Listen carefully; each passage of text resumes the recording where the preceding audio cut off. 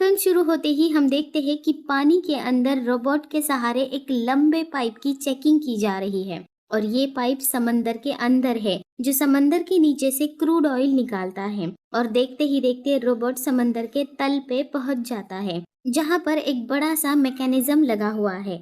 समंदर के तल की जमीन के कई हजार फीट नीचे वाटर, क्रूड ऑयल और नेचुरल गैस बड़े ही प्रेशर में रहते हैं। कभी कभी ये सब चीजें, मतलब नेचुरल गैस और क्रूड ऑयल, अनप्लान तरीके से अचानक से ज्यादा प्रेशर बढ़ने के कारण बोरवेल पाइप से एक झटके के साथ बाहर आते हैं, जिसको किक कहते हैं। और अगर ऐसा हुआ तो इमरजेंसी सिचुएशन पैदा हो सकती है। कई बार ये अचानक से बढ़ा हुआ प्रेशर, मतलब किक, बहुत डेंजर हो सकती है। ऐसे में ये तेल के कुएं को सील भी करने की नौबत आ सकती है या आग भी लग सकती है। तो इस किक के फ्लो को कंट्रोल करने के लिए या रोकने के लिए यहाँ समंदर के तल पे 4 कंट्रोलर लगाए हैं। और अगर फिर भी सिचुएशन कंट्रोल में नहीं आती है तो बोरवेल का पाइप कट करके वेल को आखिरकार सील कर दिया जाता है। तो इन सब का सिस्टम का टेक केयर करने की कोशिश एक रोबोट के सहारे की जा रही है। तभी हम ये भी देखते हैं कि समंदर के तल की जमीन से कुछ बुलबुले बाहर निकल रहे हैं, जिसका मतलब है कि शायद जमीन में प्रेशर बढ़ रहा है, लेकिन इसका अंदाजा किसी को भी नहीं है। अगले सीन में हम देखते हैं कि मिस्टर माइक विलियम, जो कि Deep Water Horizon oil rig पे as a chief electrical engineer काम करते हैं, और उनकी ड्यूटी आज से पूरे 21 दिनों के लिए शुरू हो जाएगी। मतलब वो 21 दिन वहीं पे रहेंगे। अगले सीन में हम एंड्रिया को देखते हैं। वो भी deep Water Horizon oil rig पे एज ए ऑपरेटर काम करती है और 21 दिनों की ड्यूटी पे जा रही है। और बाद में डीप वाटर होराइजन पे जाने वाले कई सारे और लोगों को भी हम देखते हैं, जो deep Water Horizon oil rig पे जाने के लिए इकट्ठा हो गए हैं। और उनमें से एक है the general operational supervisor Jimmy Harrell, जिनके ऊपर रिग पे काम करने वाले सभी वर्कर्स के सेफ्टी की जिम्मेदारी है। एंड फाइनली ये सारे लोग deep Water Horizon oil rig पे पहुंच जाते हैं। वहां ऑलरेडी 126 लोग काम कर रहे हैं। वहां पहुंचकर उन्हें पता चलता है कि मेंटेनेंस टीम वापस जा रही है, जबकि मेंटेनेंस का काम अभी पूरा नहीं हुआ है। काम शुरू करने के बाद माइक और जिम्मी को काफी सारी चीजों की खराबी के बारे में पता चलता है, जैसे कि फोन लाइंस खराब है, फायर अलार्म्स खराब है, बाकी सारे अलार्म्स भी खराब है, एसी भी खराब है, और ऐसे ही बहुत कुछ खराब है। फिर मिस्टर जिम्मी माइक को लेकर डीपी एग्जीक्यूटिव्स से मिलने के लिए जाते हैं और बताते हैं कि ऑयल रिग की हालत खराब हो रही है, मेंटेनेंस का काम पूरा करना चाहिए। लेकिन बीपी एग्जीक्यूटिव्स कहते हैं कि इस ऑयल रिग की फिक्र हमें भी है, लेकिन हम अपने वर्क शेड्यूल से 43 डेज पीछे चल रहे हैं। तब माइक कहता है कि 390 तरह की मशीन्स खराब है और उन्हें रिपेयर करना जरूरी है। और जिम्मी कहता है कि हम अभी नेगेटिव प्रेशर टेस्ट करेंगे, जिससे कि पता चल जाएगा कि क्या हम कोई इमरजेंसी सिचुएशन हैंडल कर भी पाएंगे या नहीं। फिर माइक के पास एक बीपी एग्जीक्यूटिव जाता है जिसका नाम है विडराइन, और कहता है कि हमें पहले अपने प्रोजेक्ट पे ध्यान देना चाहिए। ये नेगेटिव प्रेशर टेस्ट में अपना समय बर्बाद नहीं करना चाहिए। तो माइक उसे कहता है कि एटलीस्ट वेल पाइप तो सेफ एंड सिक्योर होना चाहिए, इसीलिए ये बहुत ज़रूरी है। And finally negative pressure test की तैयारी की जाती है और रिग पे सारी मशीन्स को ऑफ कर दिया जाता है और नेगेटिव प्रेशर टेस्ट स्टार्ट किया जाता है। वेल पाइप में प्रेशर 1000 क्रॉस करता है तो पाइप से मड ओवरफ्लो हो जाएगा और वेल को कुछ देर के लिए बंद करना पड़ सकता है, क्योंकि ये एक इमरजेंसी सिचुएशन भी बन सकती है। तो इधर प्रेशर 1395 तक पहुंच जाता है, लेकिन कोई भी फ्लो या कोई भी मड कहीं से भी नहीं निकलता। पर जमीन की सतह पर काफी हलचल नजर आ रही है, जिसका रिग पे मौजूद क्रू मेंबर्स को कोई भी अंदाजा नहीं है। और इधर विडराइन जिमी को प्रेशराइज करता है कि तुम सिर्फ टाइम बर्बाद कर रहे हो। बिलियंस ऑफ डॉलर कंपनी हमेशा अपना ख्याल रखती है और हम भी अपनी सारी मशीन्स का ख्याल रखते हैं। उसके बाद जिमी और माइक अपने रूम में रेस्ट करने के लिए चले जाते हैं। फिर इधर पाइप से प्रेशर रिलीज किया जाता है, पर ड्रिल पाइप पीएसआई प्रेशर कम नहीं होता, जबकि ड्रिल लाइन और किल लाइन प्रेशर सेम होना चाहिए। लेकिन अभी भी मिस्टर विडराइन काफी कॉन्फिडेंट है और फाइनली ड्रिलिंग स्टार्ट की जाती है। सारी मशीन्स ऑन हो जाती है और अब परिस्थिति कुछ गंभीर नजर आ रही है, क्योंकि ड्रिल पाइप से प्रेशर कम होने की बजाय बढ़ रहा है। और इधर माइक अपने रूम में जाकर अपनी वाइफ से बात करने लगता है और जिम्मी नहाने चला जाता है। पर अचानक कुछ बहुत बड़ी गड़बड़ी का अंदेशा हो रहा है। प्रेशर बढ़ता ही जा रहा है। सब लोग टेंशन में आ गए हैं और ड्रिल पाइप के पास देखने पहुंच गए हैं और अचानक वहां से मड ओवरफ्लो होने लगता है। ये एक इमरजेंसी सिचुएशन है और अचानक फ्लो इतना ज्यादा तेज हो जाता है कि आसमान की ऊंचाइयां छू लेता है। जैसे तैसे इमरजेंसी में यूज होने वाले समंदर के तले में लगे मैकेनिज्म के सहारे फ्लो को रोक लिया जाता है। पर इस बात की खबर अभी भी रिग पे मौजूद सभी क्रू मेंबर्स को नहीं लगी है, लेकिन अभी धोखा टला नहीं है। फिर से प्रेशर बढ़ने के कारण फिर से सारे कंट्रोलर्स को तोड़कर फ्लो आसमान के बादलों में चला जाता है और इस बार ड्रिल पाइप का सारा मैकेनिज्म खराब हो जाता है। इतना ही नहीं, समंदर के तले पर भी जोरदार झटके के साथ सारे कंट्रोलर्स बेकाबू हो जाते हैं और रिग पर जितनी भी ऑयल और मड से रिलेटेड मशीन्स है सारी तबाह होने लगती है। पर यहाँ नोटिस करने वाली बात यह है कि अभी भी कोई भी अलार्म नहीं बजा है, जो पता नहीं कब बजने वाला था। और ये सारा नज़ारा रिग के पास जो शिप है उसका कैप्टन देख रहा है और तभी वहाँ एक बड़ा सा पंछी आ गिरता है जो रिग के फ्लो का शिकार हुआ था। इधर रिग पर ड्रिल पाइप के पास जो भी था सब कुछ तबाह हो रहा है। उसी बीच कुछ लोग गंभीर जख्मी हो जाते हैं। हर तरफ से ऑयल ऊपर की तरफ बहुत ज्यादा प्रेशर से आ रहा था, जिसको संभालना नामुमकिन हो चुका था। यहाँ तक कि खुद को संभालना भी अब मुश्किल हो रहा था। जैसे तैसे मिस्टर विडराइन खुद को ऑयल फ्लो से दूर करने की कोशिश कर रहे हैं। जो एयर डक्ट थे वो भी ऑयल के कारण ब्लॉक हो चुके थे और फाइनली गैस अलार्म बज उठता है। थ्रस्टर्स ज्यादा स्पीड में घूम रहे थे, लाइट्स ब्लिंक करने लगे थे। धीरे धीरे सारे डिपार्टमेंट्स की मशीन्स बंद होने लगी है और ऐसा क्यों हो रहा है ये देखने के लिए एंड्रिया बाहर जाती है तो उसे पता चलता है कि ऑयल रिग ब्लो आउट हो चुकी है और ये एक इमरजेंसी सिचुएशन है। यूएस कोस्ट गार्ड स्टेशन को रेडियो पे मेडे मेडे मेडे मतलब इमरजेंसी संदेश पहुंचाने की कोशिश करती है, लेकिन उसका साथी कर्मचारी उसे रोक लेता है। और इधर कुछ मशीन्स बहुत तेजी से घूम रही है तो कुछ बंद पड़ चुकी है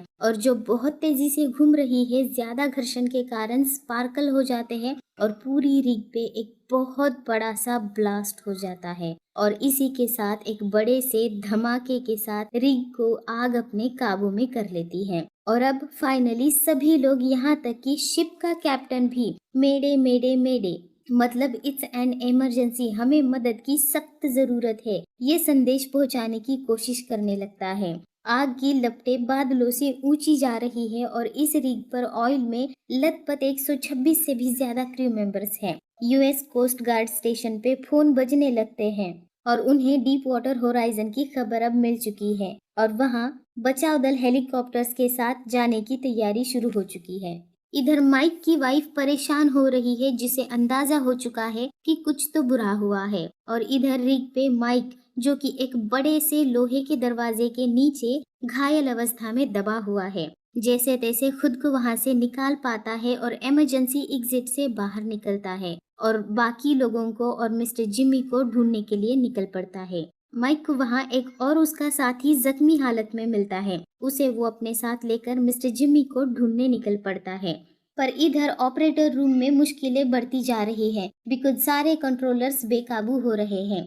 इधर शिप का कैप्टन एक लाइफ बोट को रिग पे फंसे लोगों को बचाने के लिए भेजता है और अगले सीन में हम देखते हैं कि मिस्टर जिमी, जो कि धमाके के वक्त नहा रहे थे, बुरी तरीके से जख्मी हो चुके हैं। उनके शरीर में कांच और लोहे के टुकड़े घुस चुके हैं। उनमें से एक बड़ा सा लोहे का टुकड़ा जो उनके पैर में घुसा था उसे वो बड़ी बहादुरी से निकालते हैं और अपने कपड़े और जूते पहन लेते हैं, पर वो देख नहीं पा रहे हैं। इधर माइक अपने जख्मी साथियों को लाइफ बोट से शिप में जाने के लिए कहता है और वो खुद मिस्टर जिम्मी को ढूंढने के लिए जाता है। वहाँ पर उसे मिस्टर जिम्मी बहुत ही बुरी हालत में मिलते हैं। उन्हें लेकर वो बाहर जाने लगता है, लेकिन मिस्टर जिमी माइक को कहते हैं कि मुझे ऑपरेटर रूम में ले चलो, हमें ड्रिल पाइप को कट करके वेल को सील करना होगा। इधर ऑपरेटर रूम से सारे कर्मचारी और बीपी एग्जीक्यूटिव्स लाइफ बोट की तरफ जाने लगते हैं। वहाँ सिर्फ एंड्रिया और उसका एक साथी रुका है।